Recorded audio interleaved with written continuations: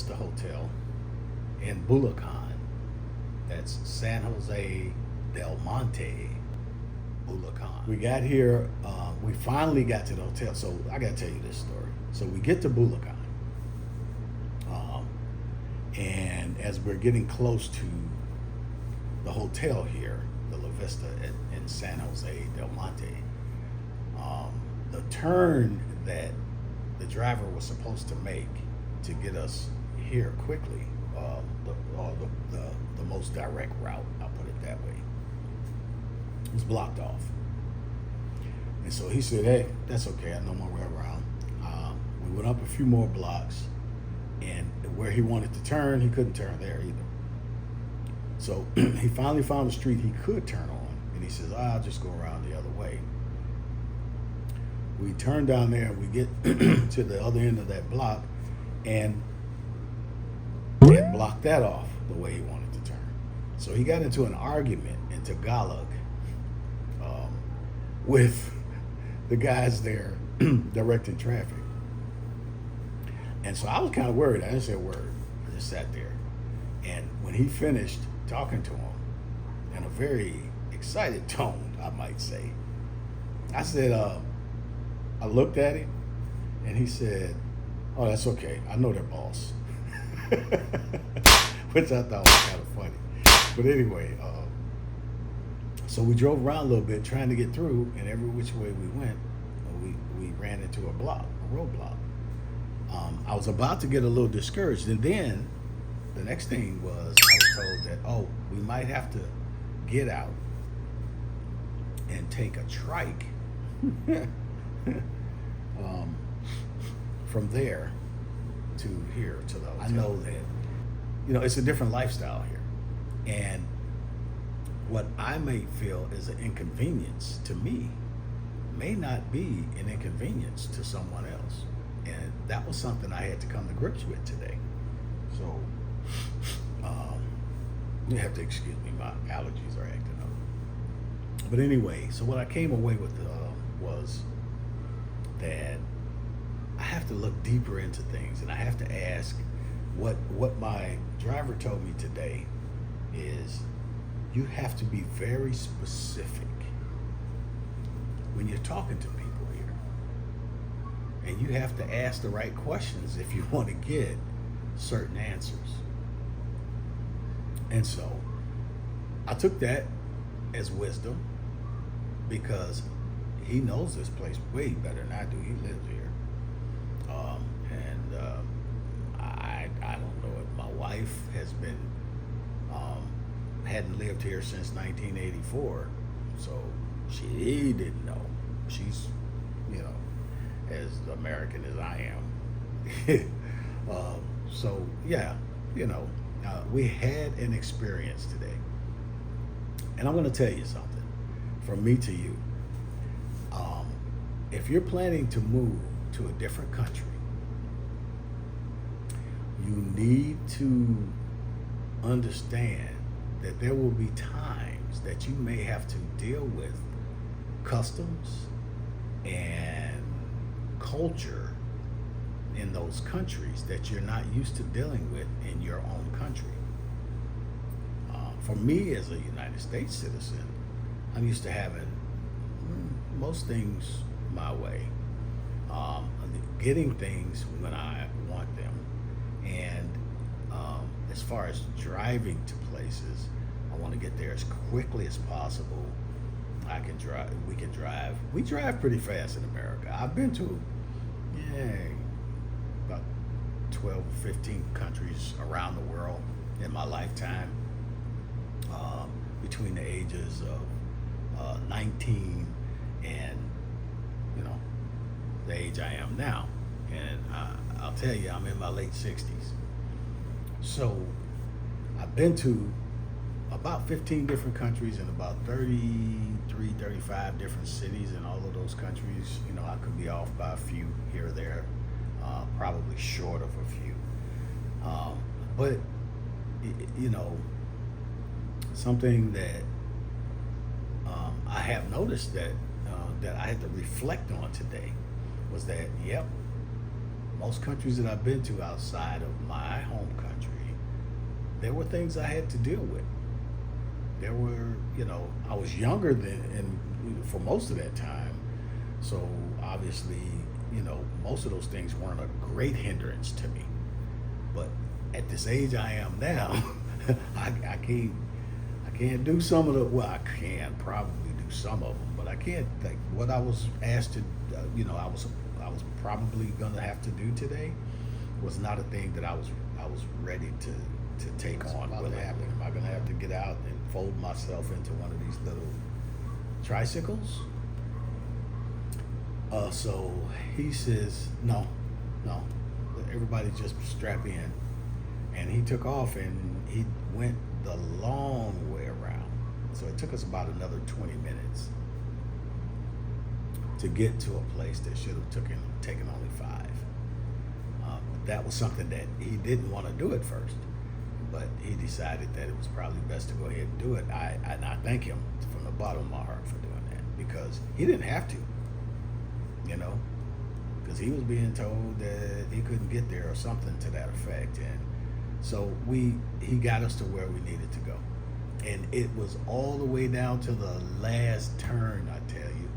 When we got a half a block from this hotel, there was another roadblock.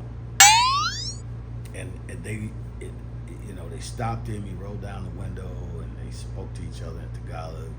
And he was very firm in his tone. I don't know what he told this guy, but they said okay and waved him through. We got here to the hotel, and as we were about to turn into the parking lot where, to drop us off, the guard there stopped him and asked him something else. And then he told the only part of that conversation that I understood was when he told them. No, they asked. He asked us who was the name was the reservation in, and then he turned to him and said, Willie Cook, because my name is Willie Cook. And I said, oh, wait a minute, the reservation is in the name of my wife. It's Elizabeth Cook. So the guard got on the walkie-talkie, the radio, and said, Elizabeth Cook. And walked away and let us through. So we came in and I kept saying, it's not Cook, it's Cook. And so me and the driver laughed. He pulls up into the parking lot. Then they tried to tell him, listen to this. Oh, you gotta go down into the parking lot area and they have to take the elevator up. And he said, why not? Why? The front door is right there. And they said, and they were pointing down to the driveway, and they were saying this in Tagalog, but I'm sure that's what they were saying. That he had to go down there and drop us off so we could take the elevator up from the garage. And he said something in Tagalog, and I know it was something like, because he was pointing to the front door. And he goes, but there is the front right there. I want to drop them off at the front. This is where I dropped them off last time. They don't know that other way, or something like that. And I'm just paraphrasing here because I don't know what he said, but it probably was something to that effect, because they said, oh, okay, and let him go and drop us off at the front. And if that don't sound crazy to you, then I guess you probably been through this before.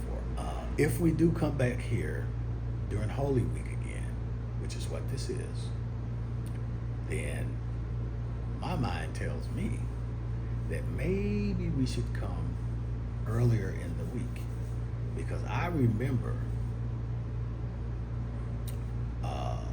some notifications that I had gotten from different places this week, because I'm plugged into a few different things, that the president had signed an order about this week and what the special days this week are. And I'm not 100% on all this, so bear with me. So there was day last week or a couple of weeks ago, that was Ramadan. That was a day that was supposed to, he was giving the government offices the day off. And then this week, it started today, 17, 18, and 19. He gave government offices the day off. Celebrate Holy Week here. They act out a lot of there's some acting out of a lot of the things in the Bible, like the bearing of the cross and people carrying a cross through the street. And then there's a thing here in this town, in Bulacan, or in San Jose del Monte, or in all of Bulacan, or I should say probably all of the Philippines, or a lot of parts of it, is they have this thing called the pilgrimage. So what they do is there's a list of Catholic churches here that I believe belong to the diocese, Catholic diocese or whatever of the Philippines, and so they travel. And I think my driver was telling me, I think it was 5 churches or 7 churches or something. I could be off with the number a little bit, but that people go and there's a route that's taken, and they go to each one of these churches in their pilgrimage, and it could last them up until, I think he said, about midnight or 1 in the morning. Now, my sister-in-law says that could actually last all night. But that's what's happening in the streets tonight. And that's why they blocked all those streets off. So I guess the pilgrimage for some people started earlier. And some, of course, waited because it's so hot here this time of year until the sun went down. And then they started their pilgrimage. Now, I won't get out tonight because I wanted to take some video, but my phone, I was playing around with it earlier at the house today, and like an idiot when I should have been keeping it charged. And so we finally get to the hotel and we get checked in, and it just so happened through all of that we got here just in time to check in. By the time we got checked in, got into our room, it was 3:15. And check-in time is at 3 p.m. So, there you go. So, sometimes we think we're going through some things. And it could be just that, follow me here, that God has delayed you just enough to avoid something that he didn't want you to endure. Now, you take a hold of that and do what you want with it. That's my $2.50 side of it. Okay, so that's about all I wanted to say to you this afternoon, or excuse me, tonight, because it is like 8 o'clock, 8:16 tonight. Or for us military folks, 2016. So I'm gonna leave you with this. First of all, my name is Willie Cook. But most important is stay blessed. God loves you. Be good to yourself. Stay blessed. And if at all possible, if the opportunity arises, help somebody. It might do you some good. Good night.